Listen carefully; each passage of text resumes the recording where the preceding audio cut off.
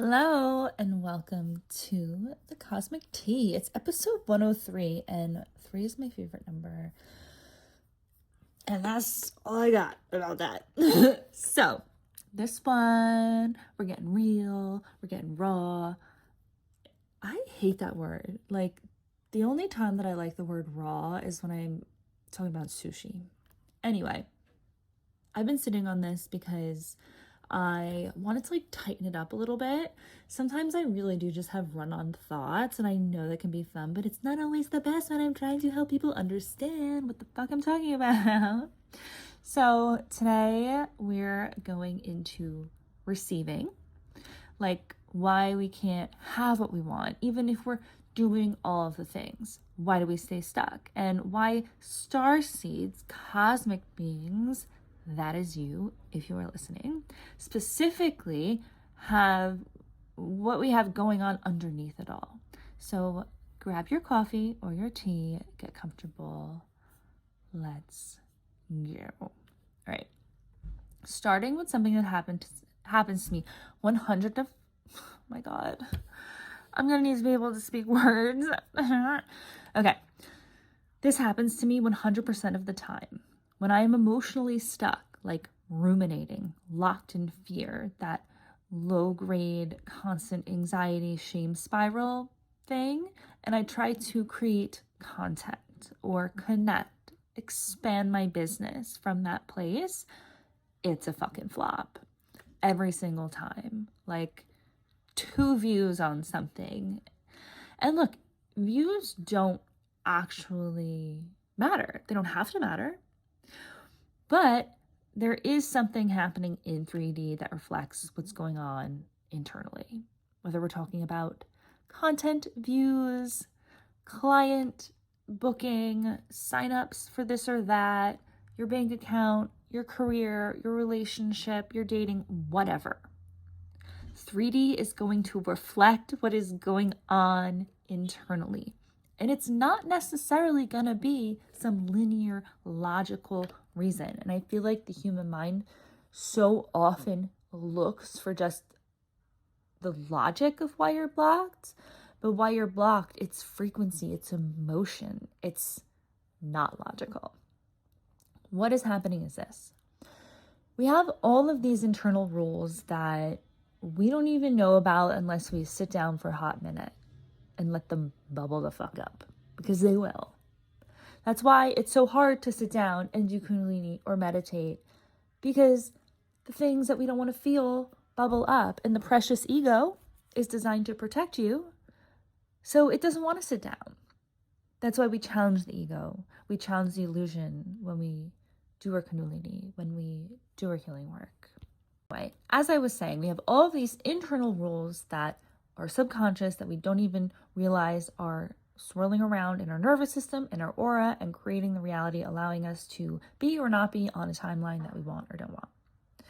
So an attachment to just the thing of my content's not doing well, right? Clients won't see me. My business won't grow. I'll stay stagnant. They're all in the same vibrational range, right? Just kind of shitty. And we keep perpetuating that reality. When we believe the thing, we put it out there, we receive it back, and we just perpetuate it, and we push and we push and we push from the same place that created it all in the first place. Until the universe, quite often, will stop us in our tracks. One example is a few years ago, my Instagram got deactivated for 2 days in the middle of a really big launch that I was super stressed and spiraling about in the middle of it. And when that happened, I was like, damn, okay, universe. I put it down, took my own fucking advice, Kundalini yoga, chanting, quantum inner child healing, repeat. I came back and I had a fantastic launch because I had let it go. I did. I had to let it go. I had to experience the feelings I made up in my head that the launch was going to give me before any of it, and then create from there and see what happens. It happened to be fantastic. So there's this collective belief, okay, in the manifestation space, the new age space. And I love this space. I eat it up. Yum, yum, yum. That if you are blocked, you can't receive. So we work really hard to get unblocked, and it works. Like when we do sessions together in one-on-one, there is a very real emotional release and a frequency shift, and 3D reality moves quickly. My favorite thing is to get your DMs like, oh my God. It's like I am in Mario Kart and I went over one of those little stars. Someone actually said that to me.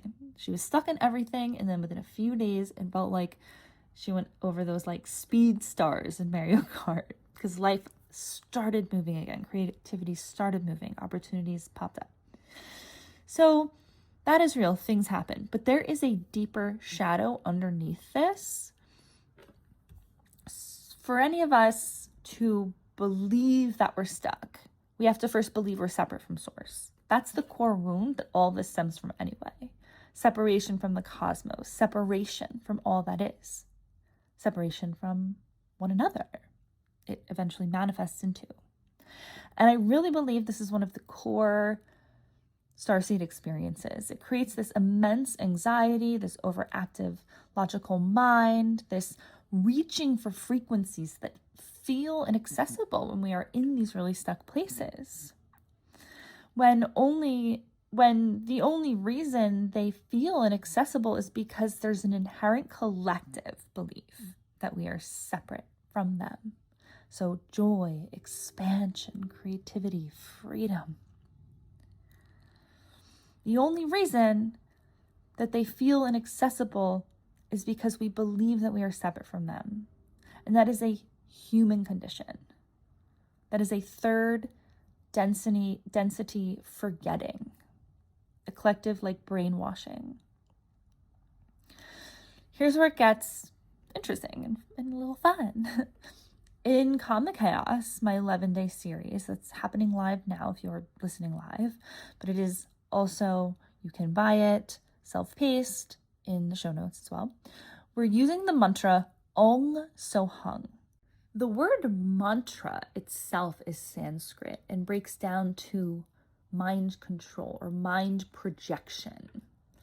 Think about how much the mind is projecting out into the universe right now. All of these thoughts, subconscious thoughts, beliefs, illusions, stories on top of stories, assumptions, right?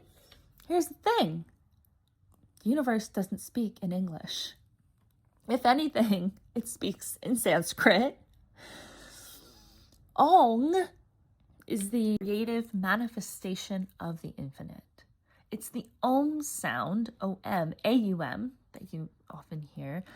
And in yogic philosophy, the source, the sound of source, pure frequency of all that is, it's that vibration being funneled through the dimensions, so the densities, and into this timeline reality.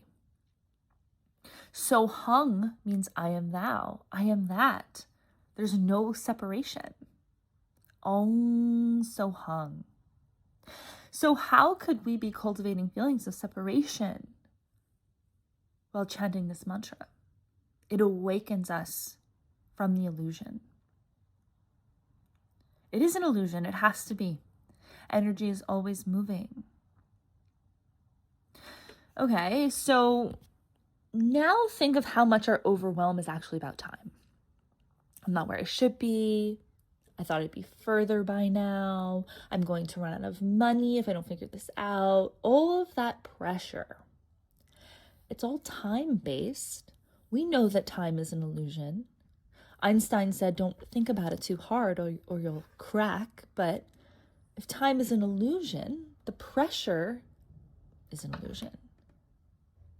The critical self-talk bouncing off those waves of urgency and pressure is an illusion. It's a learned patterning in the nervous system and in the aura. So why does it feel so real? Because of the inner child. Because there are fragments of us, experiences from the womb. Sometimes in sessions, they'll plop in front of me. I'm like, all right off the bat, I see you in the womb. These are the entanglements I see going from the umbilical cord into your nervous system. This is part of your karma from the womb, early childhood, all the way through young adulthood. Patterns of feeling, energy, dense feeling that got locked in time and space at the moment that they decided they were separate. And they're still running these old rules and these old beliefs. I see them as blocks in the aura. So blocks in receiving, blocks in embodying your most magnetic human being self. Because as starseeds, we desired this human experience and we're invested. So it's not about denying the human experience, but integrating the cosmic energies into this timeline.